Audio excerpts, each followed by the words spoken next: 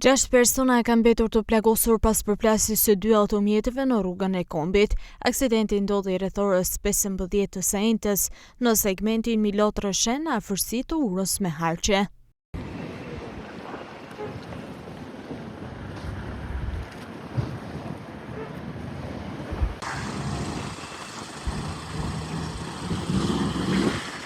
Sipas policisë, një automjet tip Golf 6 u përplas me një Mini Cooper, i cili drejtohej nga një shtetasi huaj.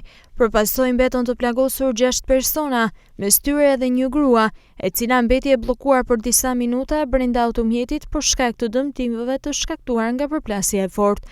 Ajo u nxorr mendimin e shërbimeve të emergjencës dhe bashkë me 5 të plagosurit e tjerë u dërguar me urgjencë në Spitalin e Traumës në Tiranë, nga ku mësohet se ndodhen nën kujdesin e mjekëve, jashtë rrezikut për jetën.